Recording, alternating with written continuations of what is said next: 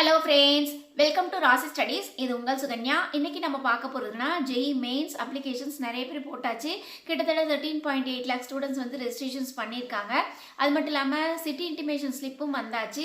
அதுக்கு அப்புறமேட்டு நிறைய வீடியோஸ் நம்மளோட சேனல்லே நம்ம அப்டேஷன்ஸ் கொடுத்துக்கிட்டு இருக்கோம். நிறைய பேர் சப்ஸ்கிரைப் பண்ணிட்டு இருக்கீங்க. Thank you so much. நிறைய பேர் வந்து சப்போர்ட் பண்ணிட்டு இருக்கீங்க. அவங்களுக்கும் thank you so much. அது மட்டும் இல்லாம நம்மளோட சப்ஸ்கிரைபர்ஸ்க்கு நிறைய பேருக்கு டவுட்ஸ் இருக்கு.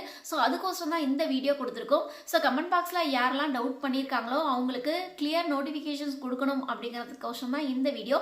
சோ இந்த வீடியோவை ஸ்கிப் பண்ணாம பாருங்க. அதையும் தாண்டி நீங்க பாக்குற புது நம்பரா இருந்தா கண்டிப்பா லைக் பண்ணி ஷேர் பண்ணுங்க.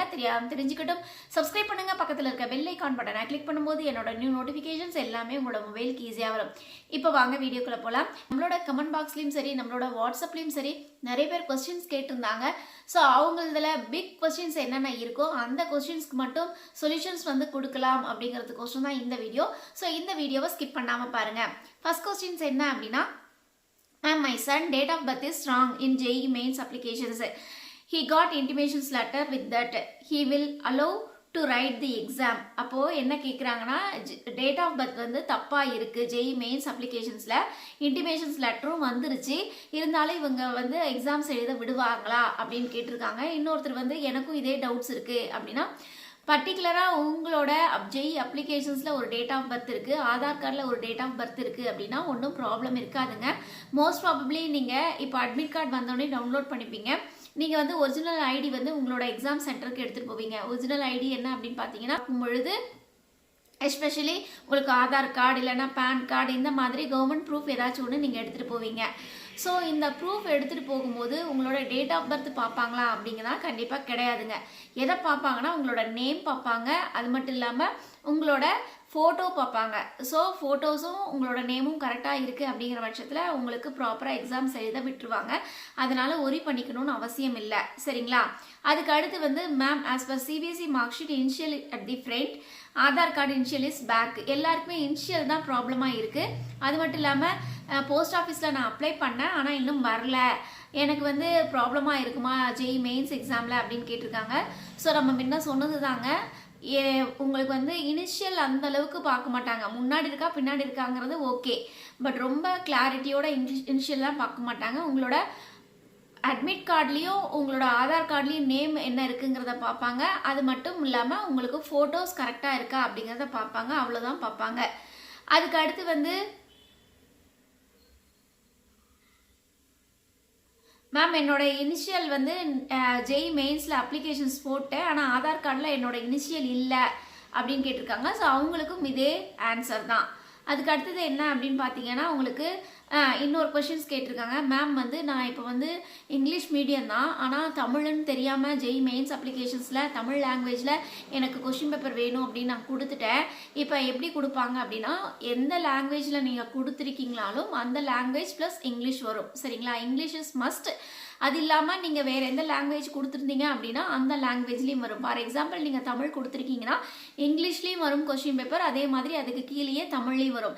இல்லை இங்கிலீஷ் மட்டும்தான் நீங்கள் கொடுத்துருக்கீங்கன்னா இங்கிலீஷ் கொஸ்டின் பேப்பர் மட்டும்தான் வரும்.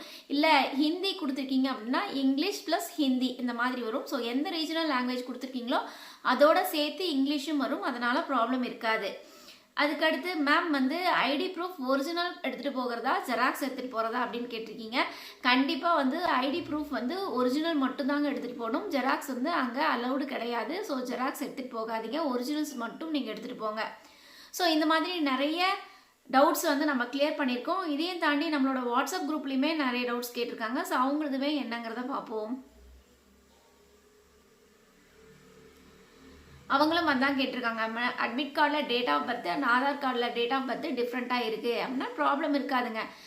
லாஸ்ட் இயர் வந்து ஆதார் கார்டை வந்து அப்லோட் பண்ணவே சொல்லிங்க, இந்த வருஷம் தான் ஆதார் கார்டு அப்லோட் பண்ண சொல்லியிருக்காங்க. ஸோ அதனால தான் இந்த ப்ராப்ளம் இருக்குது. ஸோ அதனால் அந்த அளவுக்கு ஒரியெல்லாம் பண்ண வேண்டும் அவசியம் இல்லை. என்ன காரணம்னா, கிட்டத்தட்ட நாமளும் 5 இயர்ஸாக நம்ம வந்து இந்த ஃபீல்டில் இருக்கோம். 5 இயர்ஸாக நம்ம வந்து எக்ஸாம் ஹால்குள்ளேயே, அதாவது எக்ஸாம் சென்டருக்குள்ளே நம்ம போய் ஸ்டூடெண்ட்ஸோட ஃபீட்பேக்ஸ்லாம் நம்ம கேட்டுட்டு இருக்கோம்.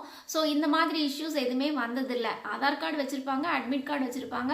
ஜென்ரலாக அவங்க போய் ஆதார் கார்டில் நேம் இருக்கா, ஃபோட்டோஸ் இருக்கா, அதே மாதிரி அட்மிட் கார்டில் நேம் இருக்கா, ஃபோட்டோஸ் இருக்கா அப்படிங்கிறத பார்த்து உள்ள அலோவ் பண்ணிடுவாங்க. பட் இந்த நிமிஷம் வரைக்கும் அந்த மாதிரி ப்ராப்ளம்ஸ் எதுவுமே வந்ததில்லை. பட் இந்த வருஷம் தான் 2025 தான் ஐஐடி கான்பூர் வந்து கண்டக்ட் பண்ணுறாங்க. அவங்க வந்து ஆதார் கார்டை அப்லோட் பண்ண சொல்லியிருக்காங்க. ஸோ பெரிய இஷ்யூஸ் எதுவும் வராது. சப்போஸ் இஷ்யூஸ் வந்துச்சு அப்படின்னா என்டிஏ வந்து கால்ஃபரிங் பண்ணுவாங்க. அதனால் என்டிஏ இது வரைக்கும் உங்களுக்கு எந்த ஒரு அப்டேஷன்ஸுமே கொடுக்கல. ஃபோட்டோஸ் மட்டும் தான் ப்ராப்பராக நீங்கள் அப்லோட் பண்ணுங்கிற அப்டேஷன்ஸ் தான் கொடுத்துருக்காங்களே ஒழிய வேறு எந்த அப்டேஷன்ஸும் கொடுக்கல. சப்போஸ் ஏதாச்சும் அப்டேஷன்ஸ் இருக்குது அப்படின்னா கண்டிப்பாக நம்மளோட சேனலில் நம்ம அப்டேட் பண்ணுவோம். ஸோ கண்டிப்பாக சப்ஸ்கிரைப் பண்ணிக்கோங்க. இந்த மாதிரி நிறைய அப்டேஷன்ஸ் உங்களுக்கு வேணும் அப்படின்னா கீழே டிஸ்கிரிப்ஷன் பாக்ஸில் வாட்ஸ்அப் லிங்க் இருக்குது. அந்த வாட்ஸ்அப் லிங்க்கில் ஜாயின் பண்ணிக்கோங்க. இந்த மாதிரி நிறைய அப்டேஷன்ஸ் உங்களுக்கு வந்துகிட்டே இருக்கும். ஓகே ஃப்ரெண்ட்ஸ், இந்த வீடியோ உங்களுக்கு பிடிச்சிருக்கும்னு நினைக்கிறேன். பிடிச்சிருந்தா லைக் பண்ணுங்கள், ஷேர் பண்ணுங்கள். தெரியாதவங்க தெரிஞ்சுக்கிட்டும் சப்ஸ்கிரைப் பண்ணுங்கள். பக்கத்தில் இருக்க பெல் ஐக்கான் பட்டனை கிளிக் பண்ணும்போது என்னோட நியூ நோட்டிஃபிகேஷன்ஸ் எல்லாமே உங்களோட மொபைலுக்கு ஈஸியாக வரும். தேங்க்யூ ஃபார் வாட்சிங். பை.